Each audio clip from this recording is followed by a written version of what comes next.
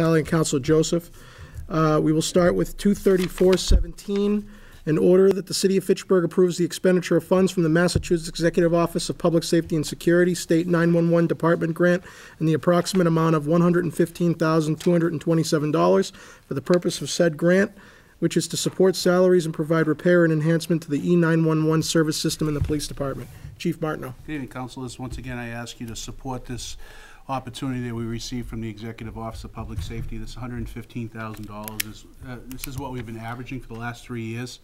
That money is determined based on your call volume, which is coming into 911. We've had a pretty consistent amount of call volume over the last 3 years, so it hasn't gone up at all. In the last 3 years prior to that, in 2013, it was around 109. We use this money to supplement our operating budget, and this primarily goes towards the salaries for dispatchers. For that reason, I would ask the Finance Committee to support this measure. Council Beazle. Thank you. Chief, is this a grant that you have to put in for every year, or is it something that's guaranteed to come in? There's no guarantees.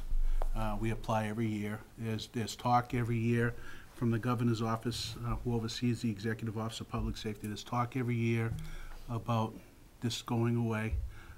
They're urging communities to explore regional options when it comes to 911 dispatching. I've had conversations with the mayor. We've been in meetings. That's a huge undertaking, something that I continue to explore, but not sure it's the direction that we want to move here in the city. At least we've looked at a couple of options for 911 regionalization. The one we did look at would have provided less service to our residents. So the short answer to the question, we do reapply every year. At some point in the state budget, this may disappear. And if that disappears, I will be looking for an additional $115,000 in my budget to support the 911 dispatchers' salaries.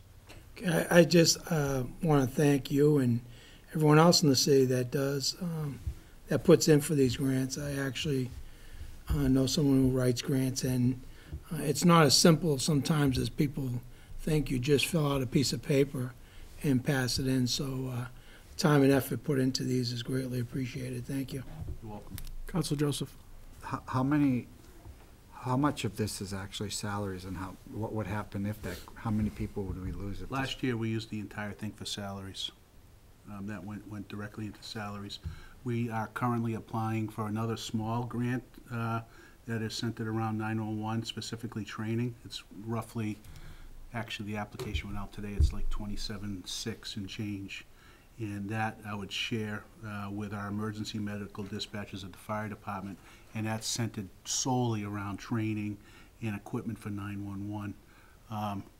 This past year, we looked at the feasibility of using some of this money to update our 911 center, but we didn't want to go down that road if we were actually giving serious consideration to regionalization. But I can tell you this year that money is slated solely for salaries.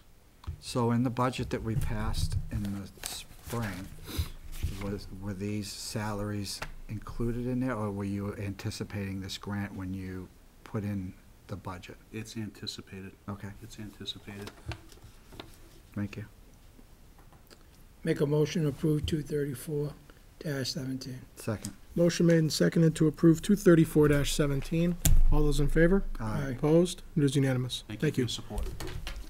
235-17, in order that whereas in the opinion of the City Council, it is in the financial interest of the City of Fitchburg to execute a certain payment in lieu of taxes agreement with Fitchburg Renewables, LLC and Ralphie Company, LLC, and whereas the execution of this agreement will provide more financial certainty as to the stream of income from personal property taxes, now therefore it is ordered that in consideration for the payment schedule enclosed in the agreement, the City agrees to accept said payments in lieu of personal property taxes. It is further ordered and voted that Stephen L. DiNatale, Mayor of the City of Fitchburg, be hereby authorized for and on behalf of said city to execute, acknowledge, and deliver said agreement, and does hereby ratify said executed agreement. Mr. Trigney. Good evening, councilors. For the record, my name is AJ Tarigny, Chief of Staff to Mayor Dinatelli. I hook you had an excellent holiday yesterday. Before you is a pilot or payment in lieu of taxes agreement that the city entered into with Fitchburg Renewals LLC and Ralphie Company. This is something that's similar to the previous pilot agreements that have been before your body with the last few months. You'll see on the last page of the agreement, this is an estimated payment schedule. This will be firmed up once the project is completed and we have a total overall project cost.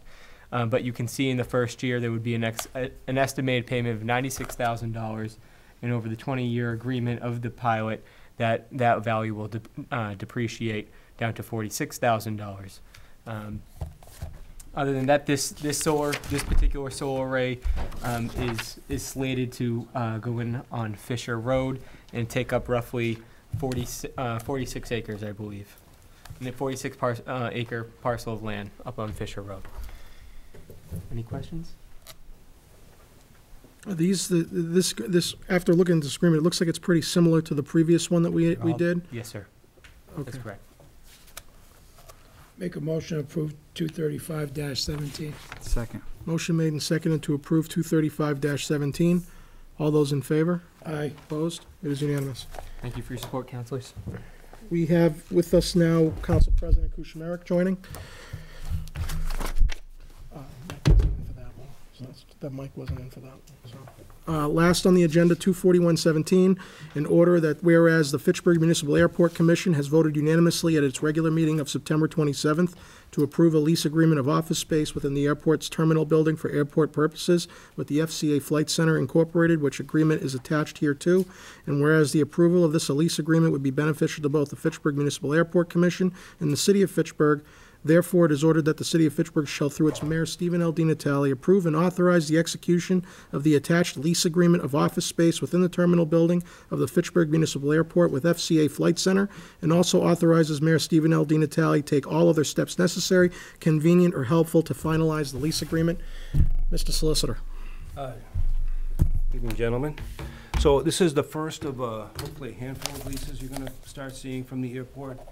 This lease is going to represent a just under 12, about $11,000 increase, reoccurring revenue coming out of the airport.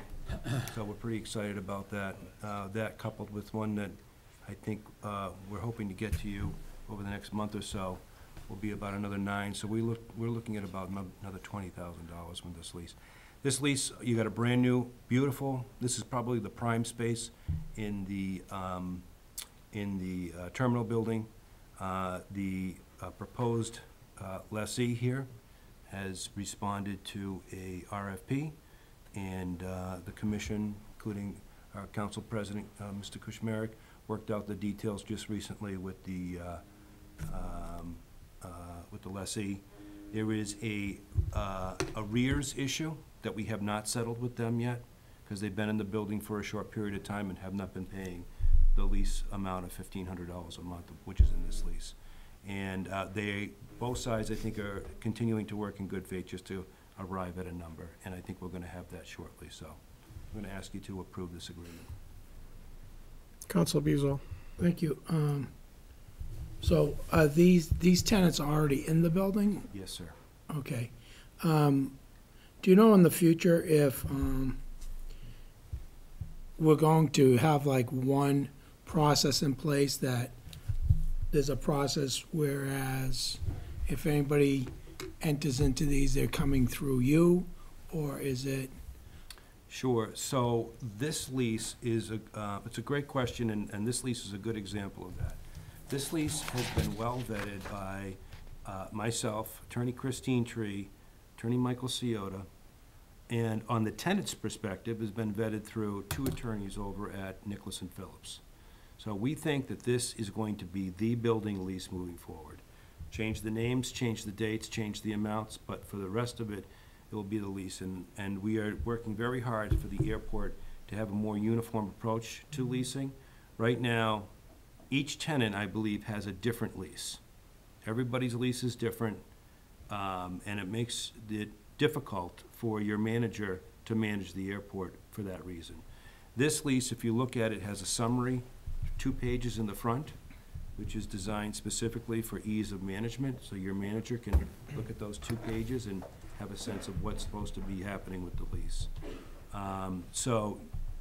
Yes, it should be a more uniform process, and it should be, oh, you want a lease at the airport? Here's the building lease, and then we've worked up a land lease that is significantly similar to that. That's being vetted through the FACT group. They have an attorney, May, who's looking at that, or will be looking at that shortly. So as leases come up, or as things, we will be going to a more uniform system. We're gonna be trying. Some of the groups have a lease, and they are allowed to renew by its terms that Okay. specific lease. So that'll be a little bit of a challenge, and, there is a community down there, and what we've been trying to do is appeal to the community by saying, we need to make this easier to manage, because I think there's been a lot of people that realize that management's been somewhat of a challenge, and so that's part of one of the goals. So we're hoping that the FACT group will agree to go with the new lease. My early indications seem to be that they will be, and that'll be the land lease that we use moving forward. We have, you have Hangar 7, I think they're up for a new lease. I know the Bullock terminal, hangar building is renewing a current lease that they have. I am gonna, politely ask and suggest if we can use this new lease. So we'll try to get there with some uniformity. Thank you. Counselor Joseph. Is there, going forward with any plans to put a restaurant or public space like that down at the airport? There's there's constant discussion about doing either a land lease or investing some money to put a building in. The most recently rendition of that would be the old style diner cart, not unlike the Morning Cafe, although a brand new, something modern that's meets all the new building code requirements. That would be, that would balance the city's stomach to making a financial investment there, and hopefully showing that the return will be further reducing or perhaps eliminating this deficit that you continue to fund year after year.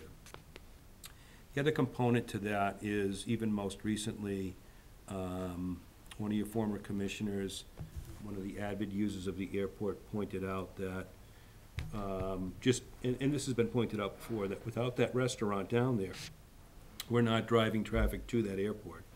As bizarre as it sounds to folks who do not have flying as a hobby, having a restaurant destination to fly into somebody's airport and even have a $25 lunch and then get back in the plane and continue poking around is very attractive to pilots. And people are telling us that has a secondary driver towards fuel sales. So people will land, not only will they eat, but they'll fuel up their plane. So, yes, we continue to discuss it. The mayor's gonna take a better look at it. I know that he's being advised as well by the chief of staff on the issue. And we hear that people would like to get that component back down there. Okay, I guess this is my only public forum to express my displeasure with the fact that, I love this flight school, okay? The person that's running it obviously is a great person, and he's going to pay his rent, okay, and do what's right for the Fitchburg Airport. But that space was designed and outfitted for a restaurant. It's got a grease trap that's never going to be used by a flight school. Again, that whole component of not just bringing in pilots, but also bringing in our community down there with an ice cream shop or something. People have always for years loved to go sit at the airport and watch the planes land, okay? And, we missed the boat. We had the opportunity to do this right. And for some reason, things didn't happen the way they should have. And I guess that this is the only place I am able to express my displeasure for that. okay? I have no problem with approving this lease. $11,000 in the bank every month is $11,000 in the bank every month or whatever. But I just think that we as a community and what our goal was for that airport's new terminal was to have a community center, and that a restaurant would have been something that I think could have just grabbed the community as well as the pilot community. And I hope that in the future we go forward with a standalone, hook it up to, right to where the building is, because it's already set up. I mean, we talked about it, AJ and I, with Mary Jo, when the flight school was going in there, what we could do as alternatives, but I just see that somebody needs to focus on moving that a little bit forward. And I appreciate, sorry I'm taking up your time on this, but that's just, there's been no forum to express that, and this is it. So this was a public bid, right? This was a public bid. Was it advertised as it could be used as a restaurant? I'm not exactly sure about how it was advertised. Gentleman saying yes. How long was it advertised? I don't have the details of the bid process. I know that we talked about not using the public bid because there's a specific exception for any FAA uses or flight or aviation uses in the public bid, but we decided to use the public bid process. My only question is, you talked about the arrears payments. Sure. Why is there any, maybe you can't talk about it, but Oh, I can. why is there arrears payments and I've heard this before in multiple avenues with the city that, well, we're in discussions with the tenant. Why are there discussions? They're under a lease, are they not? The problem here is the cardinal sin in any real estate, whether it's a lease or a sale. They moved in before everything got nailed down. So once they're in the building, you can, if they're not in the building, you put the lease in front of them and say, sign right here and move right in. And they're happy to sign right there because they want to move right in. So Councilor Bezal's earlier question about a process, Right. that's In not a this- process. in- Let's move in and we'll worry about the details later and the payments later. In this particular case, there was we're going to do a quote-unquote, we called it a license. Uh-huh. And there was a response to the RFP, and then there was a vote at the Airport Commission to grant the license for the $1,500 a month. And then there was a combination of a number of tragedies or comedies, if you want to say, which included some confusion about their obligation to pay the $1,500. They were writing checks, and we were dealing with a realtor writing us checks saying, putting the term rent on it. And he knew it wasn't rent, it was a licensing fee. And once you cash it, you create a tenancy for, so we had that going on at the old rent rate of, I think it was $547. I hope we've mitigated. Had, the grease trap wouldn't stay filled, so there was an odor. Then lights failed, and then I think the roof leaked. And there were just a whole host of complaints about the space. Okay. So there were problems on both ends there. I hope we've patched up any holes in our process with respect, because I know there's other issues at the airport with respect to collecting rent. Right. So I hope we're instituting a more vigilant process of collection and not giving people a free pass, to be good neighbors. I hear you. So we've been pushing on it a little bit more, and our tenants are also our customers down there. So you have two aspects to your financial relationship with them. One, we need them to pay the rent, or we want them to pay the correct rent. And two, they can fly anywhere in this region and buy gas. So to a certain degree, we've learned that if you're pushing too hard down there, they fly someplace else and they buy gas. Okay. Because they protest. All right. Isn't that, it's the truth. I mean, so we It's have one to- of those things where no matter what you're told, you'll think about it and you go, in the real world, that makes no sense. Right. And I guess there's a famous saying by a judge on TV, Judge Judy, I guess. Yeah. If it doesn't make sense, it's probably not true. It's- But it's not saying you're not telling the truth. I'm just saying it just doesn't make any sense. It doesn't comport. All of your tenants have already moved in, too. So what we're talking about is re-renting or re-leasing to Okay. people who currently occupy the premises. So my Give me a fresh tenant that we can negotiate So, and so say, not, you know, not to belabor this point, but when I heard about the arrears issue, and now we're entering to another agreement, I hope in this agreement, there's no gray area, and, obviously, if there's issues with the building, we as the landlord should be taking care of it, not the tenant. But I hope there is a more efficient method of collection and communication than what was previously in place. that's our goal with this agreement. Okay, And it's an increased revenue of about, this new one will be another 9,000, so. thank you. President Kuchmarek. So, it is good in some senses to have this in front of us and be able to move forward with retaining FCA with some deal of longevity moving forward, so it's not just a month-to-month type of arrangement moving forward. Well, Councilor Joseph's point is well received about having a restaurant, and I think we all can agree we'd like to have a restaurant or some kind of dining facility down there that could attract pilots. What's essential to any, and I'm learning this as I've been a new member of the Airport Commission these past 18 months, is essential to any airport success is both a flight school and a restaurant facility. And it was really one of those situations of which one, we had both, which one are we willing to lose, or which one can we nail down first? And in this case it was we could retain without any real issue at the time, the flight center and flight school. So it's essential to be able to retain them and be able to, to keep customers coming in and be able to continue, folks' ability to learn to fly and be able to operate that space. There's a separate issue with retaining a dining facility. But, I can assure you that it's a constant conversation with the Airport Commission. It's really about finding, the right, both the right plan that would bring such a facility or such a business down there, as well as the right financing.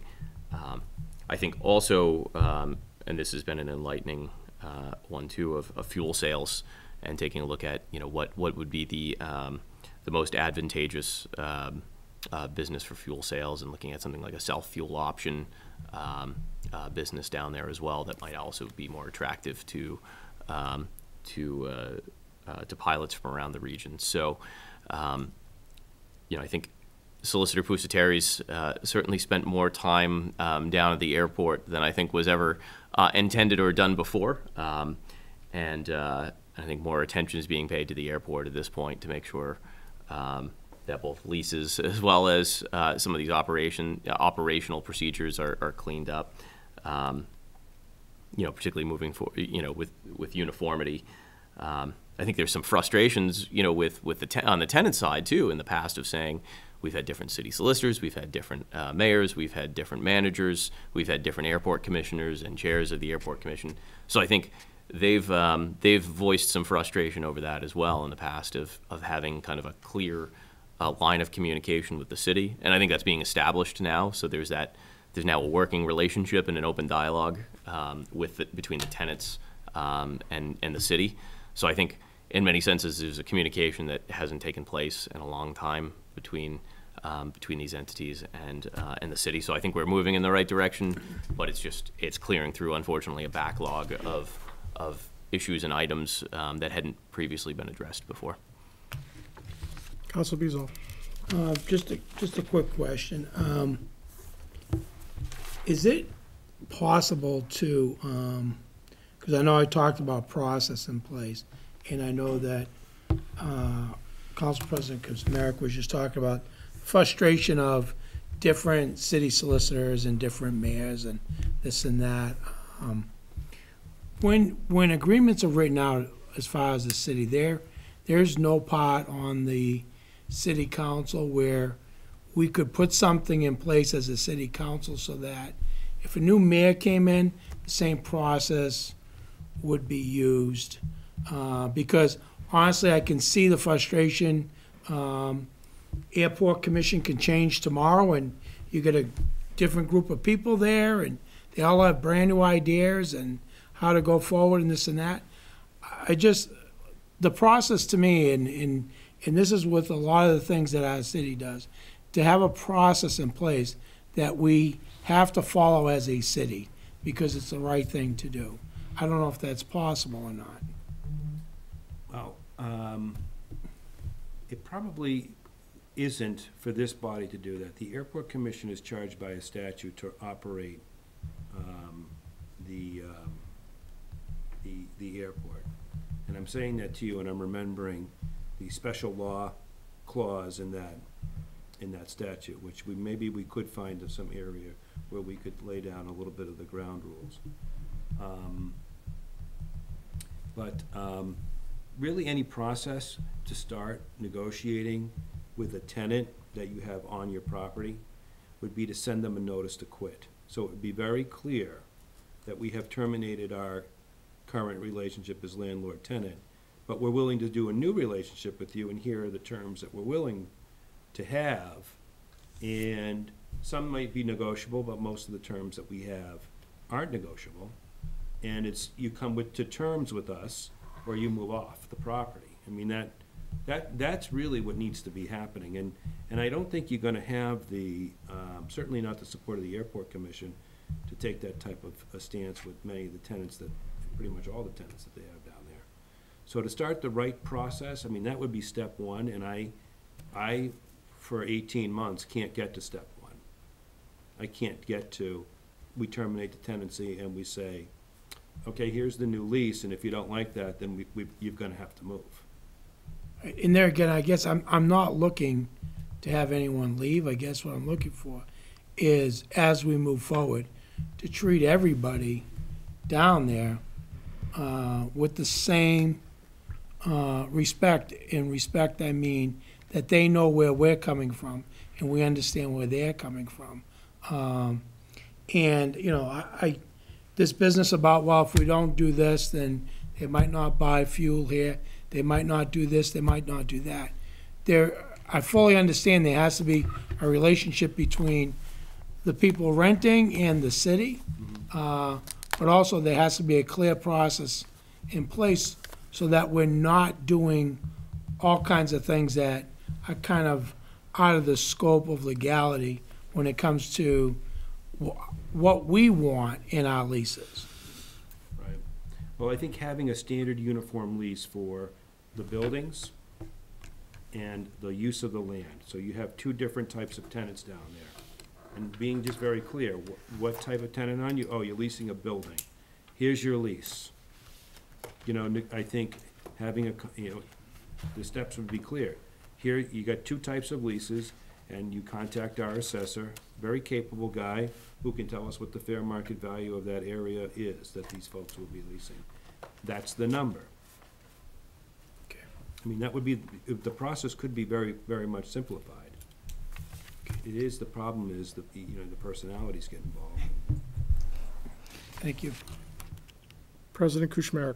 I just want to, clarify. I think the solicitor's kind of laid out the option of, and it's really the appetite of the city of whether or not, you could give notice to quit to every entity down there and start anew and build that process. But it's going to come at, significant grievance or noise making from those who are currently tenants. And it's just an appetite of whether or not we feel like we're ready and willing to lose some tenants in order to get the majority to comply. So you'd be looking at a potential, short-term loss of revenue in their operating budget or their ability to be self-sufficient for a couple of years at the expense of maybe long-term self-sufficiency. It's just a matter of, what we as a city or what we as an entity want to see. I think there could be there is a path forward to get to that uniformity and that consistency, but it's not a painless one. So I think it all comes down to appetite. Motion to approve 24117. Second. Motion made and seconded to approve 24117. All those in favor? Aye. Opposed? Unanimous. Motion to adjourn. Second. Motion made and seconded to adjourn. All those in favor? Aye. Opposed? It is unanimous. We are adjourned. Thank you. Welcome, Marcus.